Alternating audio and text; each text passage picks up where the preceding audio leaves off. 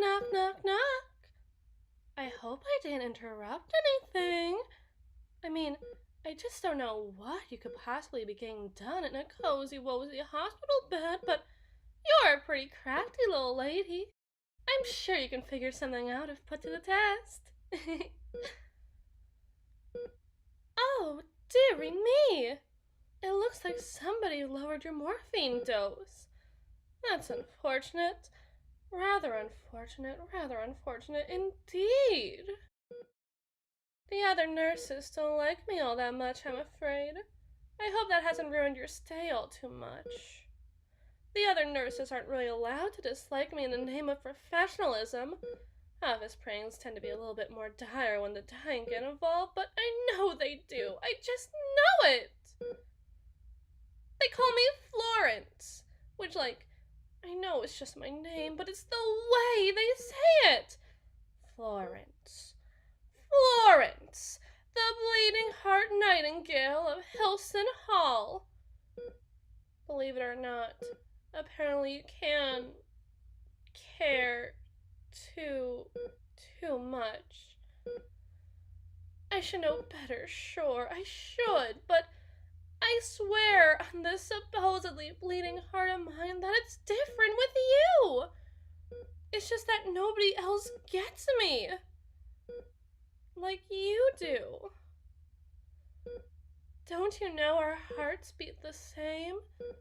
Usually when I listen to a patient's heart, the beats, they run too slow for me, too fast, out of sync. It's healthy for them, but it's communicated to me that I can never step in time with them, even with the most amiable of patients I meet, and those come far and few between by the time they reach this ward. Usually I can feel them sync up after a second or two of listening, but it's all so fake, you know? Either I match their rhythm or they match mine. None of it comes from a place of true understanding, but the body's regimented needs operate in lockstep with just about anyone or anything, if truly pressed to do so. But your heart, why, I didn't even have to wait those few extra seconds. It just beat, right in sync with mine. That was what... Well, if I told you that made me a tad more intrigued than I once allowed myself to be, would you believe it? Shame about the morphine, though. Honest to goodness, shame! You see, morphine is usually only used on patients who need to change the way their body and brain responds to pain. I wasn't given a lot of details on your condition before I administered the treatment that I did, but it was so clear to me that nobody was treating you for the pain that clearly exists in your heart, so I corrected it. With a dose of morphine, incidentally. Of course, for you to end up here to begin with. I know you aren't just jonesing about this hospital with the case of the sniffles, so regardless, I'm sure the morphine was, how you say, appreciated by you. Was it not? The only problem was the dose. I tend to be a little fiddly with numbers, wouldn't you know? I mean, the standard dose is usually somewhere between 20 to 30 milligrams, and a lethal overdose can happen with as little as 60 milligrams in especially extreme cases. Just twice as much as the highest dose. But it usually only happens with 200 milligrams of morphine within the body. Now, what if I told you that at this very moment, you have as little as 20 milligrams and as high as 50 milligrams of morphine coursing through your blood? Well, aren't I lucky to catch you on the up and up as you make your way back to conscious living, sleeping beauty?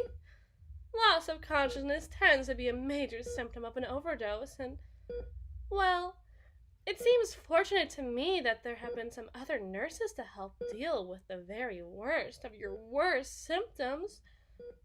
Choking, vomiting, the lack of breathing, all of the ickier ones. I have no problem with dealing with them personally, but when most people are in the process of courtship, they want their new beloved to be capable of seeing them at their very, very best. And I wanted to give you that same courtesy. What is this, then? Because we're not dating, of course, of course. I mean, a first date spent in the hospital sounds terrible for both parties. I mean, you're on the gurney and I'm on the clock, so it's not like we can be very committed girlfriends or anything of the sort, but we're not just strangers anymore. I mean, I felt I knew you as soon as I looked into your unsure little eyes and listened to that beautiful, beautiful heartbeat of yours. So, what are we if not courting? Yeah, I know. You think you were supposed to go home today. I know. Just a quick checkup and out the door. I know. The only problem is that with the high morphine dose that seems to have been self-administered, after all, no respectable nurse, even a clumsy, slow-witted, weepy bitch of a nurse like me, who is liked by no one, would risk a patient's life and limb with the wrong dose of such an addictive and dangerous chemical like morphine. So upon reflection, with the knowledge that the patient has exhibited drug-seeking behaviors, there's a few choices we as medical professionals are allowed to offer you. The first is obviously a detox, which we're kindly letting you undergo here, just to get the drug out of your system. I mean, the sign of opiates will still be visible within your hair for about 3 months to come, but the morphine itself is only really allowed to live in the system for the next 2 hours of the 4 to 6 hours that the morphine can live in the body. The withdrawal symptoms should begin in the next 6 to 12 hours after missing what should be your next dose.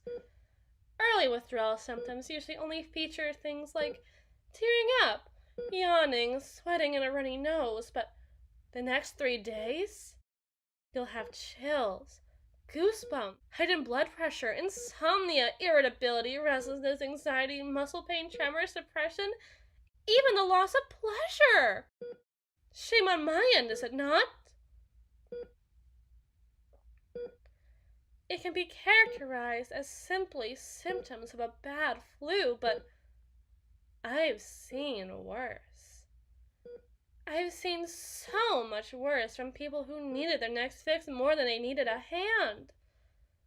Do you really want to go through such a thing? All alone? It's recommended, what with emotional withdrawal symptoms, to medically detox in a specialized facility, that's here, under the watchful eye of trained professionals, that's me, to help ensure the safety and security of all involved. That'll be you. I can, of course, recommend our rehab facilities if you happen to display such behaviors again. I don't usually work those clinic hours, but I wouldn't be surprised if my team was willing to help me make the time. There are benefits that come from being despised, of course. It's just that nobody likes to talk about them. Of course, that's 3 days. 3 days. Where you happen to be undergoing the worst pain you could ever know for your entire life. And then you're out the door. Forever. And ever. What's what?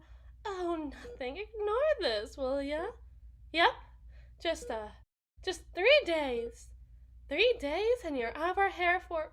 Well, now that you bring it up, why yes, this device is quite heavy. Thank you for asking. It's lucky that I'm So strong, or else I'd need to carry it with 2 hands. Now, where'd that pesky hand of yours go? It's all under the covers.